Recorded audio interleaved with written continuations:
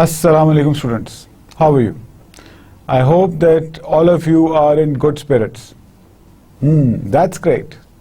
And as you know that we are again together for the lecture number 8, and we will basically study strategic human resource management. As you know that I always repeat the course code. The course code is MGT 557. So last lecture we have basically studied a very interesting case study, 9 to 5 and no more, and आज हम थोड़ा सा उसके ऊपर और discuss करेंगे और फिर हम आगे एक केस पे जाएंगे, and then will also study discuss case studies जो मैंने आपको लास्ट लेक्चर में कहा था कि आप उसको पढ़ लीजिएगा। तो हम आज लेक्चर जो है वो केस स्टडीज डिस्कस करेंगे और most probably it will try to understand कि ह्यूमन रिसोर्स कॉन्सेप्ट्स जो हैं वो प्रैक्टिकल लाइफ में कैसे इम्प्लीमेंट होते हैं और फिर डिफ़िकल्ट सिचुएशंस में उनको कैसे हमने कैसे चीज़ों को हैंडल करना है। So this is basically the crux of our today's lecture, and most probably ये अगले लेक्चर में भी, 9th लेक्चर में भी यही जाएगा, और फिर 10th लेक्चर में we will try to basically study जो स्ट्रेटजी की हम बात करेंगे और फिर move so on so forth. So lecture number 8, again as I've basically mentioned के सातवें लेक्चर की हम ओवरव्यू लेंगे और फिर केस स्टडी अगली केस स्टडीज पे चले जाएंगे। सो लास्ट लेक्चर में हमने बड़ी इंटरेस्टिंग ज़बरदस्त केस स्टडी डिस्कस की थी जो टारगेट टेक कंपनी की थी, और उसके अंदर हमने ये देखा था कि 9 to 5 नो मोर एक कॉन्सेप्ट है, और उसके अंदर जो इस केस स्टडी में जो सबसे इम्पोर्टेंट चीज़ है वो ये है कि how creatively basically the CEO of the organization has basically evolved a system of motivation. बड़ी क्रिएटिवली जो एम्प्लॉयज़ हैं उनको मोटिवेट किया गया, उनको कन्वीनियंस दी गई। देखिए ये बड़ी इंपॉर्टेंट चीज़ है, एक चीज़ आप अंडरस्टैंड करें कि जब आप किसी को कन्वीनियंस देते हैं, किसी की मर्ज़ी के मुताबिक उसको जॉब देते हैं या किसी की बेसिकली मर्ज़ी के मुताबिक उससे काम लेते हैं, उसका जो इम्पैक्ट है वो अमेजिंग इम्पैक्ट आता है और वो प्रोडक्टिविटी लेवल्स बहुत हाई हो जाते हैं। हमारा जो डायलेमा है, जैसे मैंने आपको पहले भी बताया था कि हम जो केस स्टडीज़ हैं ये इंटरनेशनल हैं, वेस्टर्न वर्ल्ड में अप्लाई हुई हैं, ये अमेरिकन्स हैं, अमेरिकन के स्टडीज़ हैं जो कि डेवलप्ड इकोनॉमीज़ के सिनेरियोज़ में बनाई गई हैं, कंपनीज में इम्प्लीमेंट की गई हैं। तो हम कुछ कोशिश करेंगे कि कुछ जो पार्ट्स हैं इन केस स्टडीज़ के वो हम पाकिस्तानी सिनेरियो में भी डिस्कस करें, बिकॉज हम वी आर डेवलपिंग कंट्री, हमारा cultural level different, culture different है, वैल्यूज़ डिफरेंट हैं, बहुत सारी चीज़ों में हमारे परसेप्शंस डिफरेंट हैं। तो हम कोशिश करेंगे कि कुछ जो एप्लीकेशंस हैं इन केस स्टडीज़ की वो हम अपने पर्सपेक्टिव में भी डिस्कस करें, ताकि हम we need to better understand. Because देखिए आप स्टूडेंट्स हैं, आप बच्चों ने तमाम ने जब प्रैक्टिकल लाइफ में जाना है तो आप बड़े मोटिवेटेड होकर जाते हैं, आपने जो एकेडमिकली पढ़ा होता है वो आप कहते हैं कि जी आपने इम्प्लीमेंट करना है, और फिर वहाँ पे जब वो रिटोरिक एंड रियलिटी का वो जब आप गैप देखते हैं तो आप बेसिकली डीमोटिवेट हो जाते हैं। सो ये चीज़ें इसीलिए आपको डिस्कस की जाती हैं ताकि आप अपने प्रोफेशनल कैरियर्स में डिमोटिवेट ना हो। आप देखें कि क्या चीज़ इम्प्लीमेंट हो रही है, क्या हो सकती है, क्या अच्छे तरीके से वो मज़ीद बेहतर बनाई जा सकती हैं चीज़ें। तो ये बड़ी इंपॉर्टेंट चीज़ है, one need to understand that. तो लास्ट लेक्चर में जो हमने डिटेल में डिस्कस किया था वो ये था कि there is a company by the name of Target Tech Target company, जिसके 400 एम्प्लॉयज़ थे, 3 मेजर शहरों में यूएस के उनके ऑफिस थे, और वो बेसिकली कंपनी जो है वो प्रोग्रेस कर रही है। उसने जो 2008 का जो रेवेन्यू है वो 20% इंक्रीज़ किया है ओवर 2007, और जब रिसेशन था, जब tech companies were not performing, they were performing very good. और इसका जो सेक्टर है वो बेसिकली इंटरैक्टिव मीडिया कंपनी है. सो इसका नेचर भी आपको देखें, बड़ी इंपॉर्टेंट चीज़ ये है कि you need to understand one thing is that the nature of the organisation and the industry which they are working. So बहुत सारे जो HR की कॉन्सेप्ट्स हैं, बहुत सारी जो एप्लीकेशंस हैं, बहुत सारी जो क्रिएटिविटीज़ हैं, वो सेक्टर टू सेक्टर डेवलप की जाती हैं.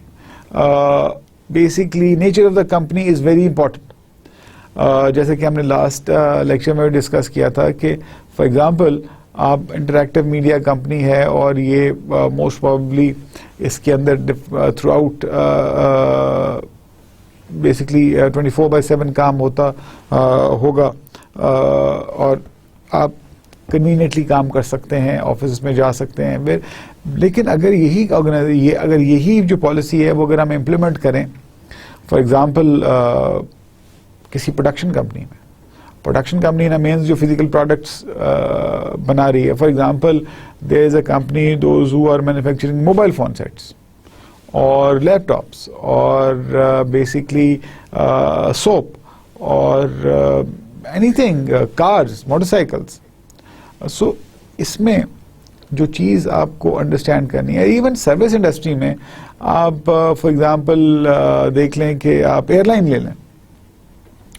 अब मैं एयरलाइन की एग्जांपल से शुरू करूंगा कि आपने एम्प्लॉयज़ रखे हैं और उनको आपने टारगेट दे दिया है कि आपने इतनी फ़्लाइट्स जो हैं, इतने आवर्स जो हैं वो आपने फ्लाई करना है, इतने आवर्स आपने बेसिकली काम करना है, जो भी नेचर ऑफ वर्क है. बट इशू ये है कि वो उनका कन्वीनियंस, इस चीज़ को मैनेज करना बड़ा इम्पोर्टेंट है. जब आप किसी ग्रुप में काम कर रहे हैं, किसी टीम में काम कर रहे हैं, तो ये इसको मैनेज करना बड़ा डिफ़िकल्ट हो जाता है. अगर आपकी इंडिविजुअल असाइनमेंट है, आपका इंडिविजुअल टारगेट है और आप किसी और से कंसर्निंग नहीं है, तो फिर तो आप अपनी मर्जी से कर सकते हैं चीज़ें. लेकिन अगर आपके काम से रिलेटेड है किसी दूसरे का काम और किसी दूसरे का काम किसी तीसरे के काम से रिलेटेड है, तो किसी असेंबली लाइन में आप काम कर रहे हैं, तो वहाँ पे इस तरह की चीज़ करना बहुत ही मुश्किल है, इम्प्लीमेंट करना बहुत ही मुश्किल है. बिकॉज आप अपनी मर्जी के मुताबिक चीज़ आप अपनी मर्जी के मुताबिक करेंगे तो them could be a day कि कोई सब कहेंगे जी हमने आज काम ही नहीं करना, और there could be a day कि सबने कहना है कि हमने काम करना है, और फिर आपकी शिफ्ट चल रही होती हैं. So cost of production is very important. Organization की जो प्रोडक्टिविटी है उसमें सबसे इम्पॉर्टेंट चीज़ ये है कि जितनी भी आपकी प्रोडक्शन हो रही है वो कितनी बेस्ट मिनिमम रिसोर्सेज को यूज़ करके की जा सकती है. सो आप कन्वीनियंस एम्प्लॉयज़ को दे रहे हैं लेकिन वो आपकी कॉस्ट को बढ़ा रहे हैं, तो वो प्रोडक्टिविटी की तरफ नहीं जाएंगे बल्कि आप डिजास्टर की तरफ जा रहे हैं. सो ये चीज़ें समझने की बड़ी ज़रूरत है कि ये जो क्रिएटिव कॉन्सेप्ट्स हैं ये आप अप्लाई करते हैं इन सर्टेन कंपनीज वहाँ जहाँ पे आप देखते हैं कि उसके लिए रूम मौजूद है. So this is also a strategic thinking कि आपने ये देखना है कि ये क्रिएटिव सोल्यूशन जो है अगर हमने प्रोडक्टिविटी बढ़ानी है और हम अगर ये आइडिया इम्प्लीमेंट करते हैं तो कितना इफेक्टिव होगा इस वर्क एनवायरनमेंट में. तो ये समझने की बहुत ज़रूरत है. और इस कंपनी में जैसे कि हमने ये देखा कि नो अटेंडेंस पे बहुत खुश हुए थे स्टूडेंट लास्ट टाइम कि ये अटेंडेंस नहीं है और अपनी मर्जी से अपनी मर्जी से जो चले जाएं, लेकिन इसके अंदर अकाउंटेबिलिटी भी है, रिस्पॉन्सिबिलिटी भी है. तो ये चीज़ समझना बड़ी ज़रूरी है कि आप का रिस्पॉन्सिबिलिटी लेवल क्या है, आप फ्रीडम को किस लेवल पे कंसिडर करते हैं. फ्रीडम के साथ आपके पास रिस्पॉन्सिबिलिटी भी आती है, और कहीं आप ये देखें कि कहीं आप फ्रीडम को मिसयूज़ तो नहीं कर रहे, इररिस्पॉन्सिबली तो एक्ट नहीं कर रहे. Because other if you act irresponsibly और फ्रीडम को मिसयूज़ करेंगे तो at the end of the day what you will do is you will lose the job. And when you lose a job, then there will be problem for you. और फिर organisation भी again consider करेगी कि क्या हमारी ये policy गलत तो नहीं है कि लोग जो है वो उस फ्रीडम को मिसयूज कर रहे हैं. तो companies will change their policies, तो क्रिएटिविटी खत्म हो जाएगी और फिर वो और पॉलिसी वो लेके आएंगे, और वो हो सकता है वो बड़ी स्ट्रिक्ट पॉलिसी हो. सो ये चीज़ें सब समझने की ज़रूरत है कि आप अपनी फ्रीडम को वो किस कल्चर में आप वो ऑर्गेनाइजेशन काम कर रही है जहाँ पे फ्रीडम को बड़ा रिस्पॉन्सिबली लिया जाता है और रिस्पॉन्सिबिलिटी को एक्सेप्ट किया जाता है। लास्ट क्वेश्चन जो इसका है वो ये है कि HRM कंडीशंस की जो बात की गई है, इस तरह के प्लान को इम्प्लीमेंट करने के लिए जो मैंने लास्ट टाइम भी कहा था, सबसे इम्पॉर्टेंट चीज़ जो है वो बेसिकली म्यूचुअल ट्रस्ट है, क्रेडिबिलिटी है, एम्प्लॉयज़ की भी और ऑर्गेनाइजेशन की भी म्यूचुअल ट्रस्ट है। देन बेसिकली आप मोटिवेट करते हैं, इंसेंटिव्स हैं, HR कन्वीनियंट प्लान्स हैं। फिर इस पूरी चीज़, इस पूरे कॉन्सेप्ट को मैनेज करने के लिए आपको you need to be create the conducive environment. आप देखते हैं कि लोगों की नीड्स क्या हैं, उनको फिलफुल करना है। सो ये सब चीज़ें जो हैं HR डिपार्टमेंट की हैं और ये बेसिकली स्पेशल कंडीशंस जो है वो HRM एक क्रिएट करता है इस तरह की इन्वायरमेंट को प्रमोट करने के लिए। फिर इसके बाद ये बड़ी इंपॉर्टेंट है कि ये तमाम कंडीशंस ऑफ कोर्स एम्प्लॉय को मोटिवेट करता है, बिकॉज जब आप अपनी मर्जी से काम कर रहे हैं, जब आप अपनी कन्वीनियंस के साथ काम कर रहे हैं, जब आप का दिल कर रहा है आप काम कर रहे हैं, जब आपका दिल कर रहा है नहीं कर रहा, आप रिस्पॉन्सिबल भी हैं, आप रिस्पॉन्सिबिलिटी फील भी करते हैं और आप कॉम्पिटेंट भी हैं, so you know that you can do it, so definitely आपकी प्रोडक्टिविटी लेवल बढ़ेगा और बेसिकली आपकी मोटिवेशन होगी कि okay yes I will do it, I have to do it. तो आपका प्रोडक्टिविटी लेवल जो है वो बढ़ जाता है और आपकी मोटिवेशन जो है वो और इंक्रीज हो जाती है। So this is basically all in this case study. अब हम आगे चलते हैं नेक्स्ट बेसिकली कॉन्सेप्ट के ऊपर, और ये बड़ा इंपॉर्टेंट है। हमने ले ऑफ्स के ऊपर हमने पढ़ा था, managing downsizing managing of the downsizing, very important, very sensitive. लेकिन इसके लिए आपको यू नीड टू बी आप you have to be highly expert and आपने लोगों को आपकी डिसीजन मेकिंग आपकी बड़ी अच्छी होनी चाहिए कि आपने ये देखना है कि व्हाट आर द कंडीशंस, कि आपने लोगों को ले ऑफ किस तरह करना है, कैसे करना है, किन लोगों को ले ऑफ करना है, ये बड़ा इंपॉर्टेंट है। तो ये HR में एक बड़ी इंपॉर्टेंट स्किल्स होती हैं जो कि आपको डेवलप करनी पड़ती हैं, और ये आज हम जिस सिनेरियो को डिस्कस करेंगे वो भी ऐसा होगा कि आपके अंदर ऐसी सोच डेवलप होगी, ऐसी थिंकिंग डेवलप होगी कि आपके पास डिफरेंट सिनेरियोज हैं, बड़े क्लोज नेट सिनेरियोज हैं, उसमें से आपने डिसीजन लेना है कि क्या सही है क्या गलत है, आपको क्या करना चाहिए इस कंडीशंस में। अगर आप HR मैनेजर हों या HR डायरेक्टर हों तो आप मैनेजमेंट को क्या रिकमेंड करेंगे। सो लेट्स सी कि इसमें इस कंपनी में जो ले ऑफ डिसीजन है वो कैसे आप ले सकते हैं। So let's read it out and I hope that आपने इसको पढ़ लिया होगा। कितने लोगों ने पढ़ा है जी? आज मुझे कुछ तादाद ज्यादा लग रही है। Very good. देखिए, this is the spirit, this should be the spirit. आज अगर आपने पढ़ा है, आपको इंशाल्लाह ये जो हम डिस्कस करेंगे आपको समझ भी आएगा और आपका रिस्पांस भी ज्यादा होगा। यस। और वो जो मैम बेटा आप जो बैठी हुई हैं पीछे, आप अगर अपने मोबाइल फ़ोन को मत यूज़ करें, इसको थोड़ी देर के लिए साइलेंट पे डाल दें तो ये बहुत अच्छा होगा, उससे आपकी अंडरस्टैंडिंग में आपको फ़ायदा मिलेगा। So please this is my request कि आपने मोबाइल यूज़ नहीं करना। Now let's start.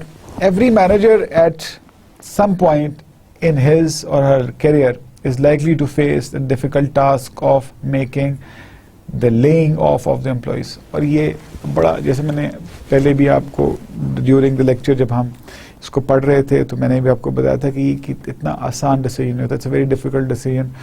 और for a human being it is very difficult कि आप किसी को कहें कि जी I am sorry you are no more with this company, it's very difficult, but human resource managers जो हैं, every human resource managers at one point in time in his or her career face this type of situation। अब हम ये देखते हैं कि assume that you are a human resource director of 72 member technology company. So अब हम एक इस एजम्पशन पे जाते हैं कि आप ह्यूमन रिसोर्स डायरेक्टर हैं जहाँ पे 720 लोग 720 मेंबर टेक्नोलॉजी कंपनी है जहाँ 720 लोग काम करते हैं, और you have been notified by top management that you must permanently reduce your staff by 2 individual. अब आपकी मैनेजमेंट ने आपको basically asked that you need to basically reduce your staff, your HR staff by 2 number. You have to permanently reduce the staff. और 2 लोगों को आपने fire करना है या ले ऑफ करना है from your department.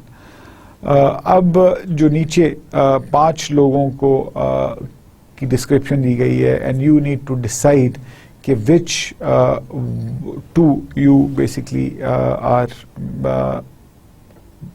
you'll be recommending to the management that they should be asked to leave. So this is the scenario, और let's see कि आपने क्या करते हैं, हम क्या देखते हैं. Greg Oates, basically a white male, aged 49. Greg has been with you for 4 months and has 11 years of experience in his company, in the company in systems management. So Greg जो है 49 years का है, और basically ये 4 साल basically with you for 4 months and 4 month and 4 महीनों से ये आपके साथ काम कर रहा है, और 11 साल का उसका एक्सपीरियंस है in systems management. He has degree in computer science and master's degree in accounting information system. He is also CPA. Greg's evaluations over the past 3 years in the systems department have been average. So इसकी evaluation जो average है, but he did save the company $150,000 on the suggestion he made to use electronic timesheets. So basically Greg जो है आपकी company के साथ 4 महीने से है, और लेकिन इसका 11 साल का एक्सपीरियंस है सिस्टम्स मैनेजमेंट में, और ये कंप्यूटर साइंस का मास्टर्स किया, बेसिकली कंप्यूटर साइंस में डिग्री है इसके पास, और accounting information system, basically accounting information system में भी एक्सपर्ट है. ही इज़ ऑल्सो CPA भी है ये, और इसकी वैल्यूएशन जो है वो पिछले 3 साल की वो एवरेज है. बट इसने कुछ ऐसे सजेशन कंपनी को दिए हैं basically specially on electronic time sheet, जिसमें $150,000 जो है कंपनी ने सेव किए हैं. तो this is 1 person. So next हमारे पास कार्लोस रोड्रिगस है, and he is Hispanic. Carlos is basically with the company for last 4 years, और इसकी पिछले 3 साल की जो वैल्यूएशन है वो दैट इज आउटस्टैंडिंग, और ये कमिटेड है in getting job done, devote करता है अपने टाइम को, और he basically make sures that he achieves whatever is required, और ये वो तमाम इनिशिएटिव लेता है, असाइनमेंट्स लेता है जो कि बाकी लोग नहीं लेते. Carlos has been instrumental in starting up your benefit administration intranet of employee, और ये कार्लोस जो है ये इंस्ट्रूमेंटल है जो बेसिकली ऑर्गेनाइजेशन में administration as an intranet for the employees को इसने इस्टेब्लिश किया है. कैथी विलियम्स जो है वाइट फीमेल है, 35 इयर्स की एज है, and has been with your company 7 years, 7 साल से ये आपके साथ काम कर रही है. 4 years ago Kathy was in automobile accident, और ये बेसिकली 4 साल पहले एक ऑटोमोबाइल एक्सीडेंट में शी वॉज बेसिकली डिसेबल हो गई थी, और ये व्हील चेयर पे है, और बेसिकली ये कस्टमर के पास ट्रैवल कर रही थी. और ये भी एक रूमर है कि she will receive several million dollars from insurance company of the driver who hit her, और ये रूमर है कि इसको several million dollar मिलने वाले हैं as an compensation from the insurance company जो कि जिस ड्राइवर ने इसको हिट किया था। Shwana Johnson, African American female, 36 years of age. Shwana has been employed with your company for 5 years, 5 साल से ये काम कर रही है, all in HRM, और ये HRM में throughout है। Her evaluation over the past 3 years have been outstanding, और इसकी भी evaluation जो है वो outstanding है। Shwana has MBA from top 25 business schools. She has been short-term disability the past few weeks because of the birth of her second child and expected to return to the work in 20 weeks. So Shwana जो है वो 36 years की खातून है, और basically she is 5 years with your organization, और outstanding इसकी performance है, और she's done an MBA from top best 25 schools, business schools, लेकिन इसका जो issue है, इसको short term disability हुई है because of the birth of her second child, और ये expected ये है कि ये 20 weeks में ये वापस आएगी। So this is the scenario। अच्छा, अब हम देखते हैं कि रॉडनी स्मिथ जो है हमारे पास वो अच्छा कैथी हमने कैथी को हमने डिस्कस किया है, और देन रॉडनी स्मिथ है, African American male, age 43। Rodney just completed his joint MBA with law program and recently passed her bar exam. He has been with your department for 4 years. His evaluation has been good to average. 5 years ago, Rodney won a lawsuit against your company for discrimination against him in the promotion to a supervisory position. Rumor has it that now he is new with his new degree. Rodney is actively pursuing another job outside the company. So ये आपको 5 लोगों का scenario दे दिया गया है कि किसकी क्या क्वालिफिकेशन है, किसने कितने अरसा आपकी ऑर्गेनाइजेशन में काम किया है, किसने क्या बेनिफिट दिया है ऑर्गेनाइजेशन में, उसकी लेवल ऑफ कमिटमेंट क्या है, उसकी परफॉर्मेंस पास क्या है, उसकी डिसेबिलिटी और एबिलिटी क्या है, और उसके फ्यूचर प्लान्स क्या हैं।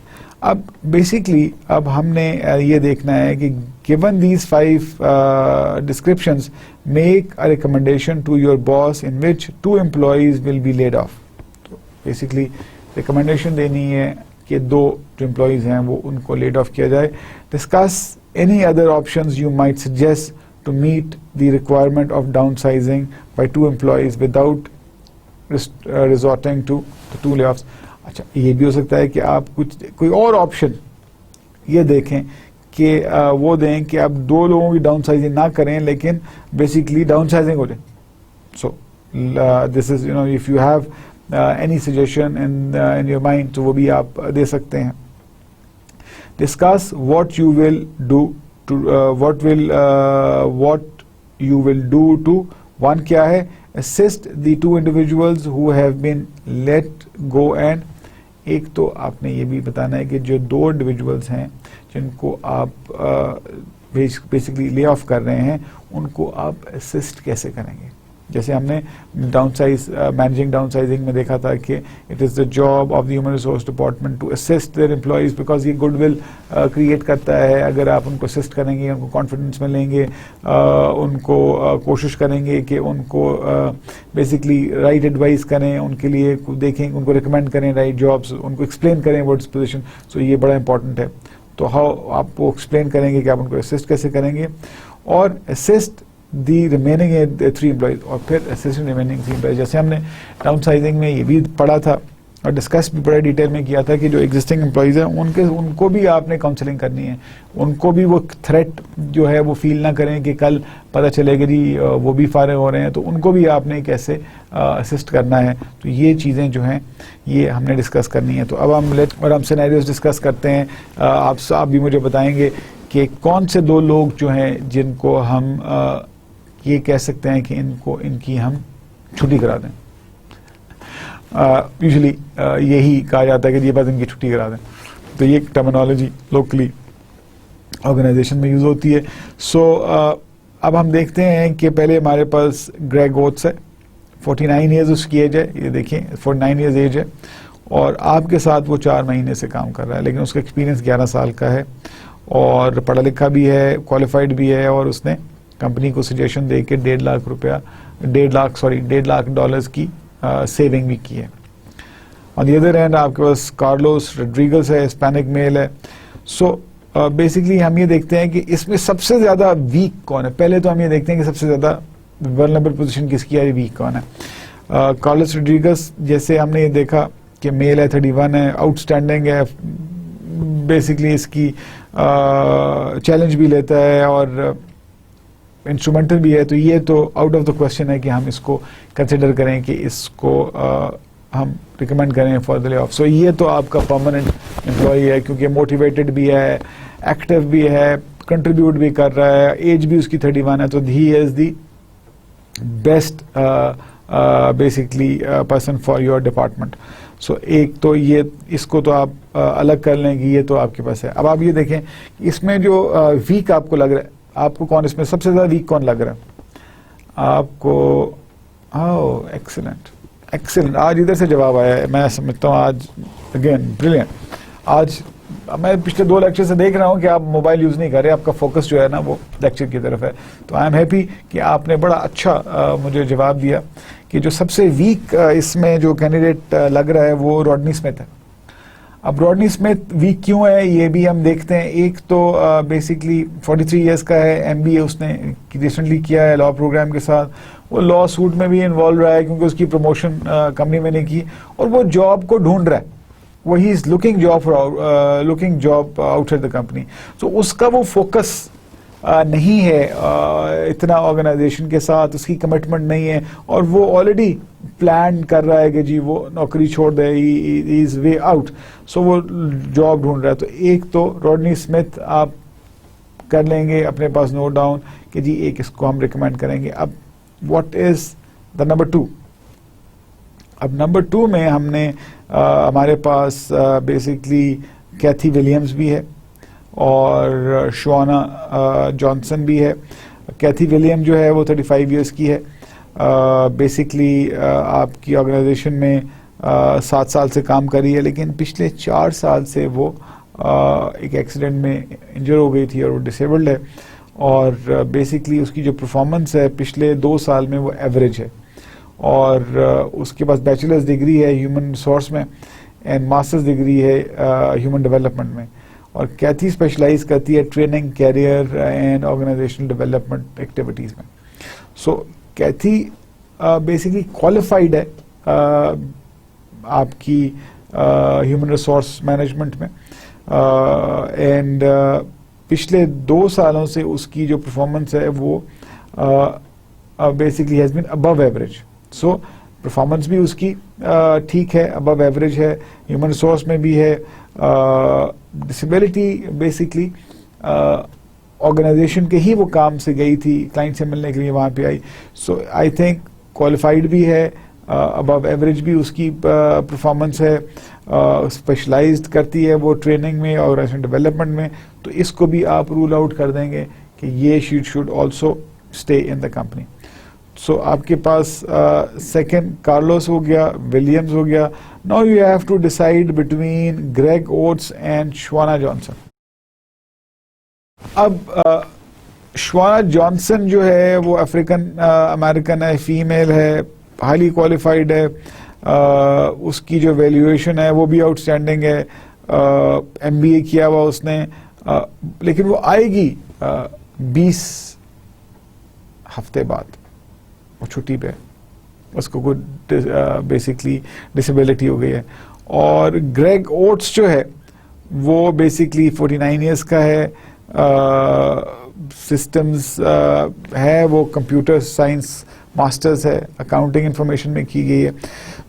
तो अब आपने जो डिसीजन लेना है बेस्ड ऑन स्किल्स भी लेना है, ठीक है। उसने इलेक्ट्रॉनिक टाइम शीट बनाई है, लेकिन human resource basically human resource का वो एक्सपर्ट नहीं है।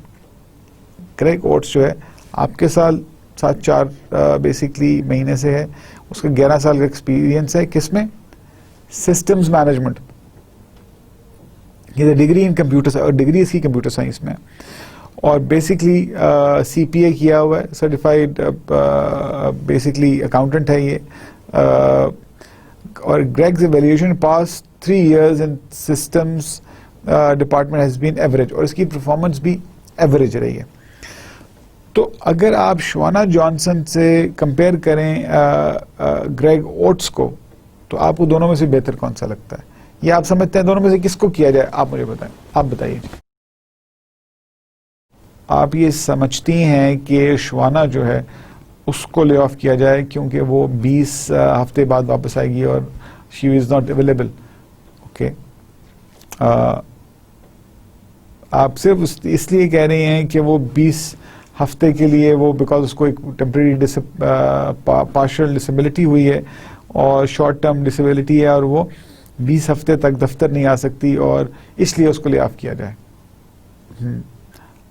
ओके, और आप बताइए जी। आप कहते हैं जी ग्रेग ओट्स को किया जाए, क्यों ग्रेग ओट्स को क्यों किया है जी? इसलिए कि एक तो 4 महीने से वो काम कर रहा है, उसकी प्रोफेशनल कॉम्पिटेंस जो है वो सिस्टम्स कंप्यूटर्स में है। Okay, good good. आज लगता है कि आप फुल तैयारी में, आपने पढ़ के आए, आपको पता है कि आपने क्या जवाब देना है। This should be the spirit. Yes, this should be the spirit. Yes, I think I tend to agree with my friend on this side. Basically, देखिए, Shabana Johnson is very competent, outstanding उसकी performance है, highly qualified है। Issues हो जाते हैं birth का, उसको second child की बर्थ में उसको एक टेम्प्रेरी डिसेबिलिटी हुई है, शॉर्ट टर्म डिसेबिलिटी हुई है, और वो she will be back and जो देखें, एक चीज़ याद रखें, जो कॉम्पिटेंट है, जो शख्स कॉम्पिटेंट है, जिसको अपना काम आता है, जो क्वालिफाइड है, वो अपना जो भी लेग वर्क है या जो भी उसकी एब्सेंस है, वो उसको अपने टारगेट्स को कवर कर लेता है। So this is one thing which is very important. The person who is competent, the person who knows his jobs, and the person who is basically performing, who has the knowledge. Believe me, वो उसको जितना भी आप ये basically, अगर वो behind भी है, उसने कोई लीव भी की है, उसको कोई इशू भी आ गया, तो वो अपना तमाम बैकलॉग कवर कर लेता है, बिकॉज वो कॉम्पिटेंट है, उसमें एबिलिटी है, उसमें एक एनर्जी है। सो अब हम फिर then we have come to the conclusion, I am sorry, basically Shawana is very competent, और उसको she is the asset for the organisation, और 5 साल से आपके साथ काम कर रही है। सो उसको ऑर्गेनाइजेशन का पता है, आपको उसका पता है, एक रिलेशनशिप है, एक ट्रस्ट है, सो एक क्रेडिबिलिटी है। So this is very important to basically understand. So हमने जो अब शॉर्टलिस्ट किया है, that is basically Rodney Smith and Greg Oates. So ये 2 लोग जो हैं, ये basically as a manager, as a director human resource, you can recommend for the layoff, for the permanent layoff. अब इसके अंदर 2 चीज़ें बड़ी इंपॉर्टेंट है। नाउ क्वेश्चन राइजेस कि आपने क्या, what you will do to assist these 2 individuals who you have been, अब इनको आपने असिस्ट भी करना है, आप इनसे बैठ के इनसे बात भी करनी है, इनको बताना भी है कि भाई these are the situations. So you need to sit separately, individually, दोनों के साथ, ग्रेग के साथ और रॉडनी स्मिथ के साथ, और रॉडनी स्मिथ को उसकी पोजीशन के बारे में बताना है। आपने बताना है कि जी इशू ये है कि the management, the company is in recession, basically ये प्रॉब्लम है। You have to be open and you have to be honest, और इशू ये है कि you are basically in the HR department and we need to lay off our 2 basically employees. Agar you according to the expertise of Greg Oates, क्योंकि वो CPA भी है, वो systems engineer भी है, कंप्यूटर सिस्टम्स का एक्सपर्ट भी है, उसके पास डिग्री भी है, तो if you think that if he can get adjusted in your IT department or systems department or where his services are required, so you can recommend him for that department, and if he is if he meets that criteria, so he can get transferred to that department. So ये एक assistance है कि आप Greg को दे सकते हैं, and then you need to explain him the situation that listen, this is the reason we are recommending you for the layoff, and no hard feelings. Whereas the Rodney Smith is concerned, Rodney Smith basically has done a law program, MBA है, और basically ये law suit में भी involve रहा है और ये already job को देख रहा है. तो then you can basically help him, assist him, and you have to be open that you don't have any other choice, and because he is qualified, he can basically get a job. He has recently done his MBA, and then he is already looking for the job. So basically you need to basically help him also in finding the job as well. So ये एक scenario हो सकता है आप उसको इनको help करने के लिए.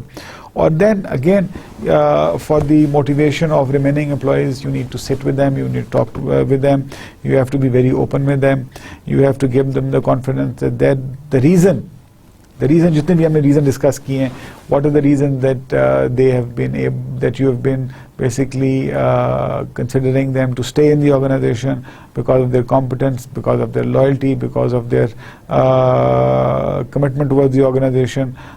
So इससे उनमें एक confidence पैदा होगा, एक loyalty का element पैदा होगा, और इससे वो they will be able to have more loyalty towards the company, confidence आएगा, and उसमें उनमें एक fear of layoff नहीं develop होगा. It's very important for the companies or the HR department to basically not to create the element of the fear or the environment of the fear that employee should feel insecure that वो कभी भी lay off हो सकते हैं, क्योंकि उनकी performance पे उसका फर्क पड़ेगा. So this you have to keep in mind. So this is basically very important and interesting. इसको आप दोबारा देखिएगा, अपने पास पढ़िएगा, और इसमें अगर आप if you still have any questions तो आप मुझे ट्वीट कर सकते हैं, तो I'll be able to help you in resolving in answering any of your queries and questions. So let's move next. So अब हम नई केस स्टडी की बात करेंगे, नई केस स्टडी की तरफ चलेंगे, और आज की जो नई केस स्टडी है वो ऑलरेडी मैंने आपको कहा था कि आप इसको पढ़ लें, when oversight fails. So this is very interesting case study जिसमें हम डिस्कस करेंगे कि when you overlook things in human resource, so how things basically take a bad shape. Students, so let's move to the new case study, and this case study is when oversight fails. So अब आप लोग मुझे बताइए कि आप लोगों में से कितने लोगों ने इस केस स्टडी को पढ़ा था आज? वेरी गुड, अमेजिंग, बहुत सारे लोगों ने पढ़ा था. That's good. चलिए, ये तो बड़ी अच्छी बात है कि आप लोगों ने केस स्टडीज को पढ़ना शुरू कर दिया है, और आप लोग अब इसको एंजॉय भी करना शुरू करेंगे इंशाल्लाह. सो लेट्स, अब आपने पढ़ लिया है तो फिर इसका मतलब है कि मैं क्वेश्चंस पे आ जाऊं, और क्वेश्चंस जो हैं वो हम डिस्कस कर लें. ठीक है? सॉरी, नहीं, क्यों? I have to read it out. चलें, आपकी कहने पे मैं आई गो थ्रू इट, और फिर आपको एक्सप्लेन भी कर देता हूं, ताकि आपको जो आपके क्वेरीज हैं, क्वेश्चन हैं, जो चीज़ें समझ नहीं आई हैं, वो भी आपको समझ आ जाए. तो चलें, लेट्स मूव अहेड. और ये केस स्टडी बेसिकली फेडेक्स की है. FedEx is big name in courier service, और इसके अंदर बताया गया है कि कैसे जो फीमेल्स हैं उनको, मेल शोविनिस्टिक जो वर्क एनवायरनमेंट है वो फीमेल्स को कैसे परेशान करते हैं, और कैसे परफॉर्मेंस जो है वो बेसिकली इफेक्ट होती है, और कैसे कंपनीज को फिर जो रेगुलेशन है उनके थ्रू लायबल करार दिया जाता है और फाइन किया जाता है. तो ये इसके अंदर पूरा एक सिनेरियो बिल्ड किया गया है. आई होप ये कि आपने क्वेश्चन सारे पढ़ लिए होंगे, बिकॉज क्वेश्चंस पहले पढ़ना ज़रूरी है. I am reading out under the assumption that questions आपने पढ़ लिए हैं. ताकि फिर आपको फ़ायदा हो जाएगा कि जब मैं पढ़ता जाऊंगा, एक्सप्लेन करता जाऊंगा, तो आपको आंसर्स आपके जहन में आते जाएंगे. So let's start. What's in a job?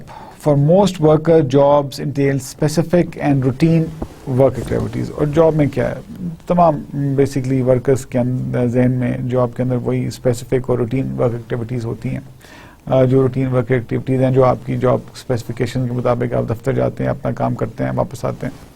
What ever the nature of the work is. आप इंजीनियर हैं, डॉक्टर हैं, पायलट हैं, टीचर हैं, लेक्चरर हैं, जो भी हैं, आपको पता है कि आपका डेली रूटीन क्या है, आपने काम क्या करना है. आपने, अगर आप लेक्चरर हैं, प्रोफेसर हैं, आपने यूनिवर्सिटी जाना है, बच्चों को अपना जो लेक्चर आपका शेड्यूल है, लेक्चर्स आपने जो बच्चों को पढ़ाने हैं, लोगों को बेसिकली अपना डिपार्टमेंट अगर आप रन कर रहे हैं तो उसको कैसे मैनेज करना है. Lot of hectic work which people do, एक पार्ट ऑफ द जॉब. तो एक रूटीन की एक्टिविटी होती है, and everybody knows it. These work activities generally take place on the employee's premises, where many different people come together to achieve certain goals. So, जितना भी आप काम करते हैं, ये basically it takes place in the जहाँ भी आपका जो employer है उसकी एक facility होती है, office होता है, factory होती है, यूनिवर्सिटी होती है, what ever the place is. और वहाँ पे बहुत सारे लोग इकट्ठे आते हैं, बहुत सारे लोग इकट्ठे काम कर रहे होते हैं डिफरेंट लेवल्स में, डिफरेंट पोजीशंस में, टू अचीव सर्टेन गोल्स. सो ये एक जनरल प्रैक्टिस है, जिस तरह दुनिया भर में ऐसे काम होता है. There should be however one common element to all work activities. whatever occurs in the office should be related to the organization, related to the organizational efforts. एक चीज़ जो बड़ी इम्पॉर्टेंट है और जो कॉमन होती है तमाम वर्क एक्टिविटीज़ में, कि जो कुछ भी बेसिकली होता है, basically what ever occurs in the office should be related to the organizational efforts. और जो भी आप ऑफिस में काम कर रहे होते हैं वो जो है वो ऑर्गेनाइजेशनल एफर्ट के लिए होता है, कि ऑर्गेनाइजेशनल गोल्स को अचीव करने के लिए होता है. वो आपका जो रूटीन का काम है वो काम करने के लिए होता है. तो वो this is very important to understand. Everyone in a while though this concept avoids some employees. और बेसिकली कुछ जो एम्प्लॉयज हैं वो इस कॉन्सेप्ट को अवेड भी करते हैं. When it does, it may be costly lesson for the organization. और जब ऐसा होता है तो ये ऑर्गेनाइजेशन के लिए कॉस्टली भी होता है. एक चीज़ याद रखिएगा कि जी ऑर्गेनाइजेशन में जो कुछ भी हो रहा है उसकी रिस्पॉन्सिबल ऑर्गेनाइजेशन होती है, याद रखिएगा.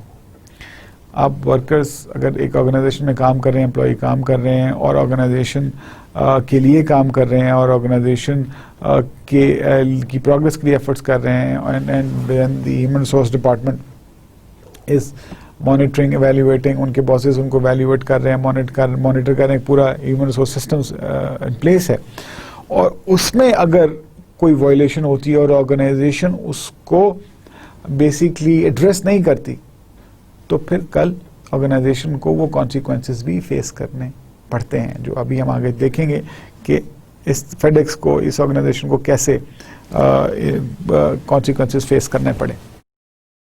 सो consider the lesson learned at FedEx Federal Express for the organization. अब ये देखेंगे FedEx के साथ क्या हुआ और उसने कैसे लेसन लर्न किया. Basically, consider the lesson learned at FedEx Federal Express regarding an incident that happened in FedEx Middletown, Pennsylvania factory. और FedEx में basically जो इनका ऑफिस था मिडिल टाउन में, पेंसिल्वेनिया में, वहाँ पे एक इंसिडेंट हुआ. क्या इंसिडेंट था? Marion Schwab worked for FedEx at its Middletown facility. At the time of her employment, Schwab was the first female tractor trawler driver who worked for FedEx in this facility. Or basically there was a lady who used to work in Middletown facility, और ये basically पहली उसकी employment के वक्त वो she was the only female tractor driver जो कि FedEx के लिए काम कर रही थी उस फैसिलिटी में. Although being the only female in this often male-dominated job initially brought about some gentle kidding. और बेसिकली ये जो जॉब, ये जो इंडस्ट्री है, जो जॉब है, ये मेल डोमिनेटेड है और बेसिकली एक फीमेल का वहाँ पे होना इनिशियली तो एक जनरल मजाक, जनरल किडिंग, जोक्स, बेसिकली जो उसके एम्प्लॉयज़ हैं, उनके जो कलीग्स थे, वो बेसिकली उन्होंने उसको लाइटर वे में एंजॉय किया.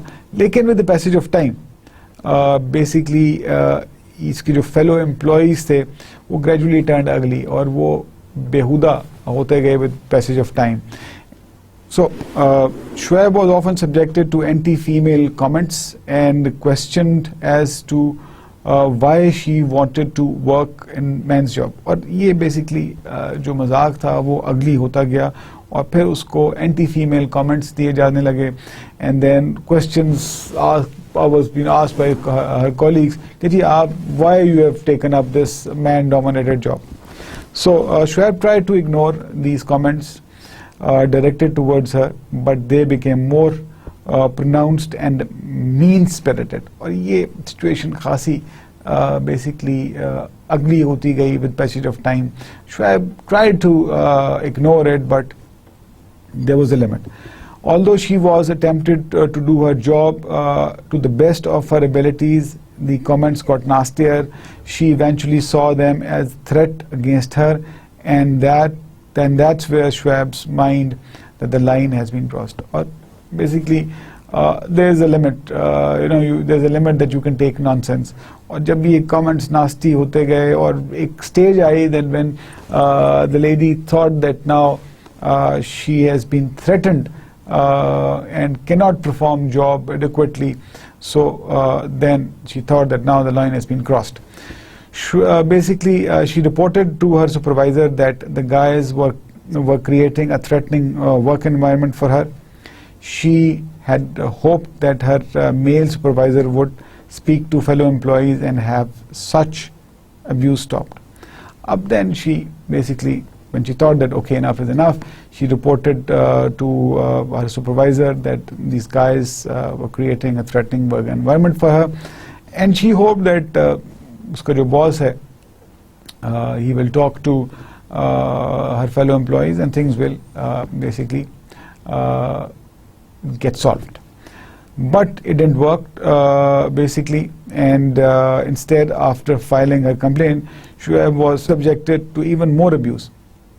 So उसकी जो तमाम hopes हैं वो उस पे पानी उस वक्त फिर गया कि जब कोई एक्शन नहीं हुआ और जो उसने कंप्लेन की थी वो बेसिकली उसका रिएक्शन ये हुआ कि थिंग्स हैव बिकम वर्स और उसको मजीद क्रिटिकल सिचुएशन का सामना करना पड़ा, नास्टी पोजीशन का सामना करना पड़ा. And this is the time basically this time including the sabotage of brakes of her truck. और basically इस वक्त इन्होंने उसके colleagues थे, उन्होंने उसकी brakes के साथ उसको मैन हैंडल किया और it was sabotage for her work, which was very serious offense. Moreover, as a general rule, when a package is over a certain weight, 2 FedEx employees are expected to handle the carton. When Shoaib had such a package, she found that no one would help her. और ये एक FedEx की policy थी कि certain weight से ज़्यादा अगर एक पैकेज हो तो उसमें 2 FedEx employees जो हैं वो एक दूसरे की हेल्प करके उसको लिफ्ट करते हैं. लेकिन जब Shoaib इस सिचुएशन में आई तो बेसिकली वो जब उसको she looked for her help तो nobody, she found nobody to help her. So basically this was basically to Shoaib's dismay. FedEx officials in the Middletown facility did nothing to stop the harassment.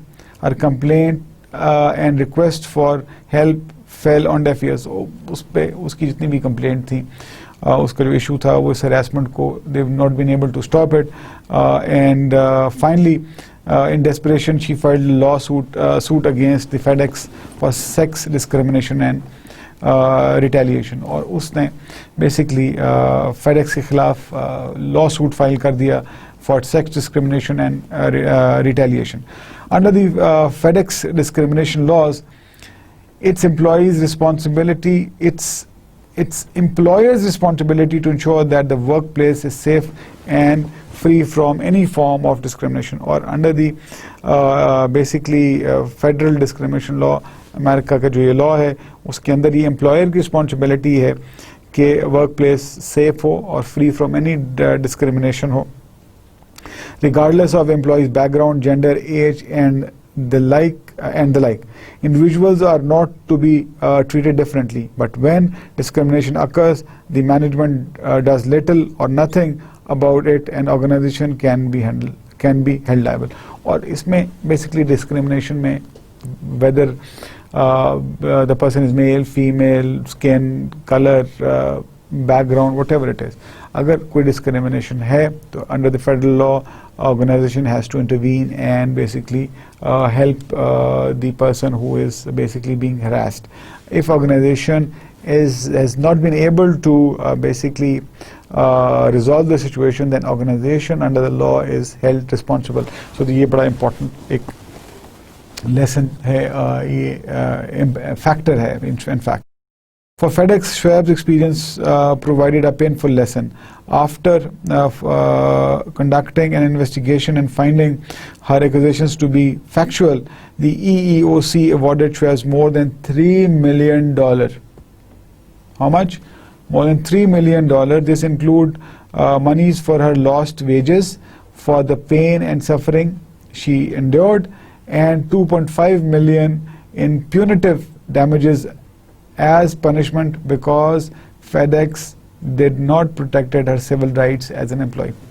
So Shoaib ko she's got more than $3 million, और इसके अंदर basically उसकी lost wages, उसका pain, suffering, endurance और था, और उसमें $2.5 million जो थे वो punitive damages punishment थी, as a punishment to FedEx थी कि as an employer they have not been able to protect the right. So this is a painful lesson for the FedEx that they should have basically intervened and resolved the issue, और उन्होंने नहीं किया, और तो law ने basically Shoaib को $3 million, more than $3 million का जो basically compensation दिया.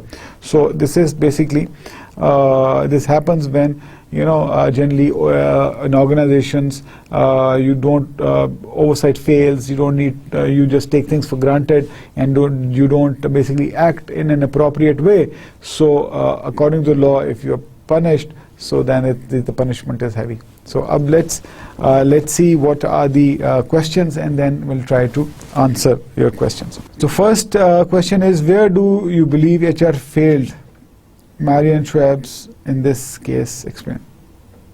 So where do you believe HR failed?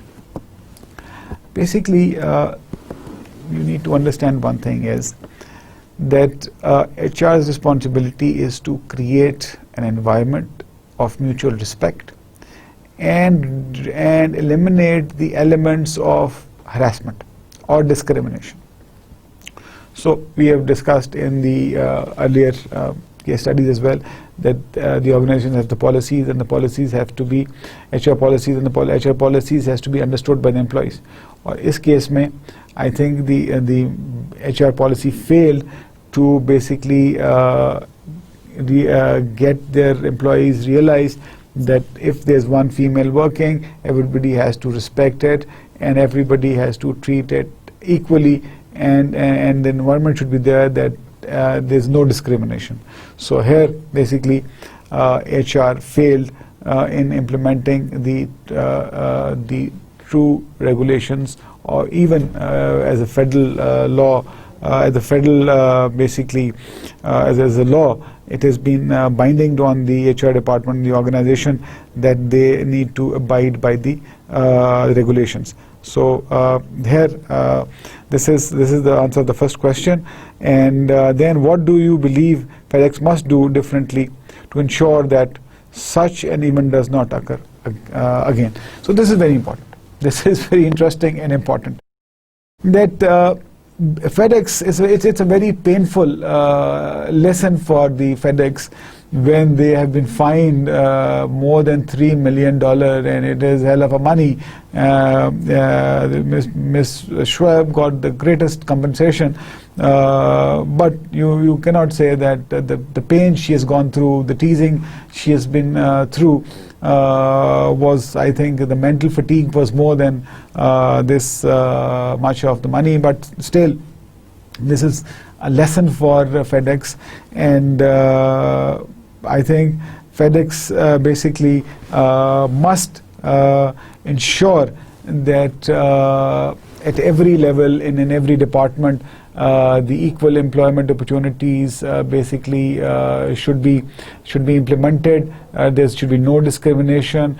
There should be a conducive environment that everybody should support everyone, and especially when females are there, they should be not harassed in terms, they should be respected, and they should be supported. And not even the females, but all the minorities which needs to be helped or should be taken care of.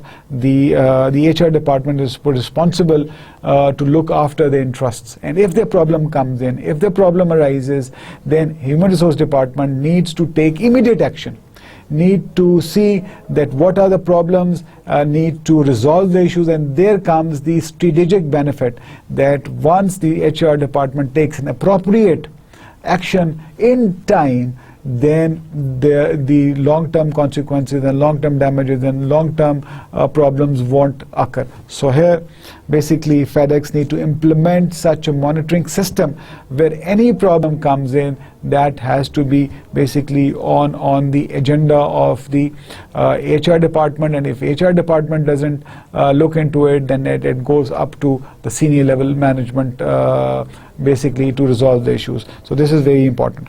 So the last, basically, the question in this case study is what effect on a corporate image and attracting female employees to the organization do you believe this case study had on the FedEx? Of course. So in this case, when there's a lawsuit of $3 million won by the lady worker, the corporate image has been tarnished, because this will be this news could have been in the newspapers, local newspapers, and the television, and the entire FedEx is a good brand name in the courier industry. So the entire image has been affected. That, oh my God, this such a good brand is basically violating the law of the land. So this is very important. The image is basically is tarnished, and again, if the image is tarnished, the stocks will fall down, the revenues will go down, and the trust of the employees and the trust of the stakeholders will reduce. So this is very important to understand. And secondly, female workers won't basically prefer to work in the organization where they have not been respected, or there's a discrimination. So it's very difficult for the companies, those who are following such practices. So in this scenario, FedEx basically not only lost its corporate image in this case, but also has not been basically able to attract good female employees towards the organization.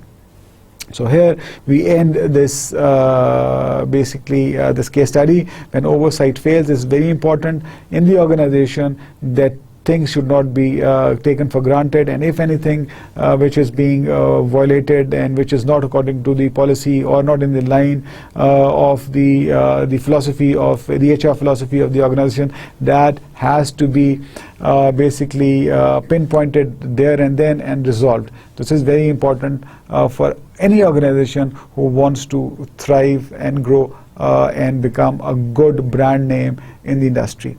So here we have today we have discussed the when oversight fails. In next, and here we conclude our this lecture as well. In next lecture, we will basically discuss the developing diagnostic and analytical skills, where there's another case study. Diversity is the new color this year. ये हम discuss करेंगे अपनी next lecture में। और उसके बाद फिर I also basically given attached case studies, और ये of the job behaviour, this is one case study, ये भी हम नेक्स्ट लेक्चर में डिस्कस करेंगे। और फिर हम बेसिकली एक सिनेरियो देंगे जिसमें हम डिस्कस करेंगे कुछ सर्टन ऑप्शंस होंगी dealing in the grey areas. So as we have discussed अपने लेक्चर में भी last couple of lectures that there are certain grey areas. HR में it's very important to understand that you can't avoid the rules, regulations. So you have to basically strictly follow that. But there are certain gray areas where you need to take decision. और HR के जो लोग हैं, people those who are in human resource department, they need to take the decisions in basically those gray areas. Now we need to understand what are those gray areas and what should be our attitude or reaction to basically handling those gray areas. So ये हम discuss करेंगे next lecture में। और इसके अंदर हमारे पास फिर कुछ scenarios भी होंगे। और here we conclude. Thank you very much. If you have any question, again you can tweet me at iGhaznavi, which is displayed in front of your screens. And hope that you are enjoying with me the strategic human resource management, and I hope that you are following my instructions कि you need to focus on your studies, you need to focus on whatever you do it with all your heart and soul and mind and focus। और इसके साथ साथ आप अपने parents की respect करें, parents की बात माने, because they are the most valuable asset in your life। And believe you me, those people, those who respect their parents, their children will respect them. Thank you very much. Till next lecture, अपना ख्याल रखिएगा, अपने इर्द गिर्द के लोगों का ख्याल रखिएगा। God bless you.